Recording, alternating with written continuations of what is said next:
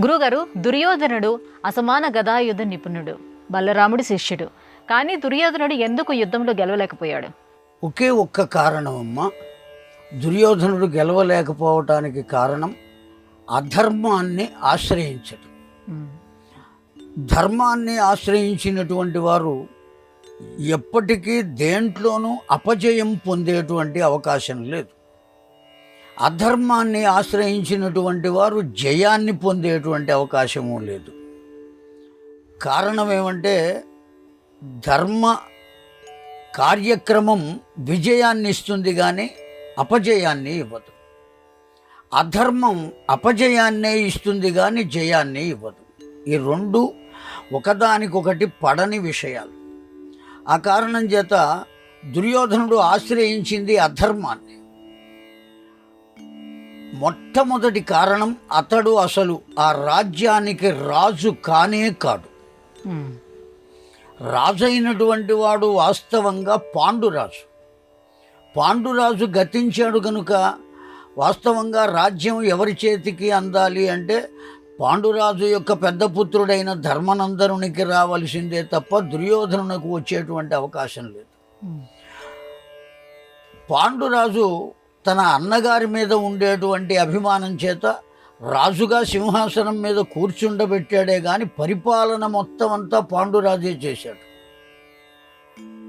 ధృతరాష్ట్రుణ్ణి ప్రక్కన ఉంచి తానే రాజునని తనంతట తాను ప్రకటించుకున్నాడే గాని దుర్యోధనుడు అతన్నెవరూ సింహాసనం మీద కూర్చుండబెట్టి రాజ్య పట్టాభిషేకం చేసినట్టుగా భారతం మనకు చెప్పలేదు. ఇది మొదటి అధర్మం. రెండవది, మాయాజ్యూదంలో వాళ్లను ఓడించి వాళ్ళ సంపదనంతటను అపహరించడమే కాకుండా వారిని కూడా తనకు సేవకులుగా మార్చుకోవటం అనేటువంటిది రెండవ అధర్మం. యుద్ధరంగంలో తన వైపుకు వస్తున్నటువంటి పాండవ పక్షంలో ఉండటానికి వస్తున్నటువంటి వారిని కూడా అనేక రకాలైనటువంటి వ్యసనములకు ప్రలోభపెట్టి తమ వద్దకు చేర్చుకోవటం అనేటువంటిది మూడవ అధర్మం.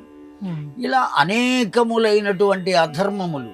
నిండు కొలువులో ఒక పట్టమహిషిని అగౌరవపరచటం, అన్యాయంగా ఆమెను ఉండకూడని స్థితిలో ఉంచటం కోసం ప్రయత్నం చేయటం, ఇవన్నీ అతడు చేసినటువంటి అధర్మాలు.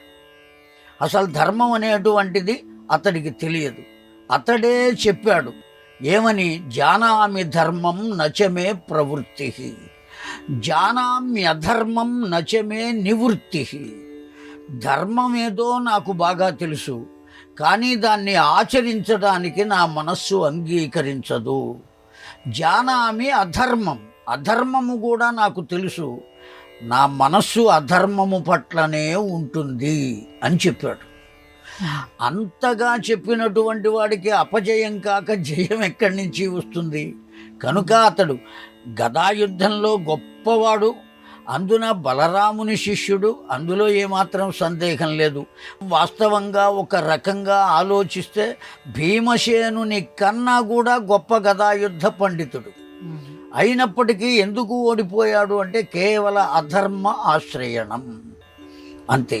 ఎవరైనప్పటికీ కూడా అధర్మాన్ని ఆశ్రయిస్తే జీవితంలో ఓటమిని చూడక తప్పదు.